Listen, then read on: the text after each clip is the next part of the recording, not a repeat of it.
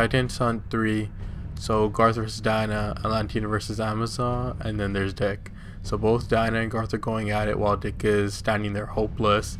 So Dick is trying to stop the fight, so once Diana knocks Garth away, he tries to capture Diana with the cable rope, and it fails so miserably.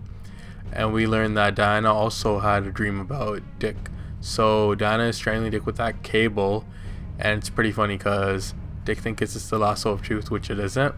Once Diana learns Dick's real name, she feels like she's known Dick for years. And Garth charges out and attacks Diana again, and the fight's back on. So Dick is so scared he runs away, but he's smart enough to know when to back out of a fight, and he knows that he needs to plan this out a way to stop them without getting himself killed.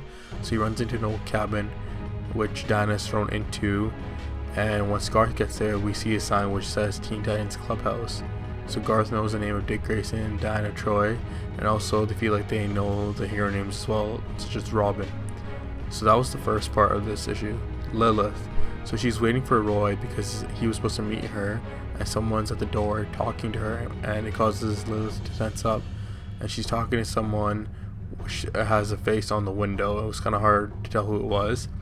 So Lilith wants to rebel against this individual, as far as I can tell, and the voice promises that it's going to come back again, no magic or whatever is going to hold it off the next time it comes. Onto Roy. So Roy's in jail from his last incident with the officers, and the officer's trying to interrogate him. So he asks about his tattoo, and Speedy doesn't remember why he has that tattoo on.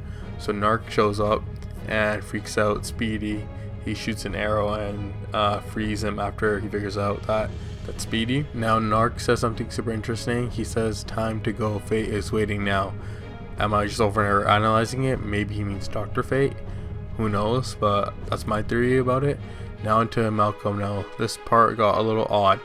So his wife is still worried about the shadow that was behind him, and he kind of dulls it off by saying, well, I have to teach my students or whatever not, and that pretty much ends there. Now after the music session, he wants to listen to his audio files on his MP3 player. When the music turns on, it eventually stops, and it causes Malcolm to fall over. Lilith, Roy, Narc, Diana, Dick, and Garth all hear the sound, and Malcolm's wife also has a panic attack. So Malcolm's on the ground with the bloody nose, and then a mysterious shadow is on the street saying that, oh yeah, they all heard it. And with the help of a viewer, I know that this individual is known as Mr. Twister in the pre-crisis. So in the last scene, the issue ends with Dove and Hawk, who also heard the sound. Well, Hawk heard it and Dove didn't.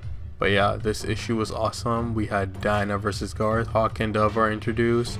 Narc bakes Speedy out. Lilith, we get some more back information. And yeah, so what do you guys think? Do you think it's an actual dream? What's going on? Let me know in the comments below. And I give this issue 8.5 out of 10. If you guys could remember to rate, comment, like, and subscribe below, that'd be great. Peace.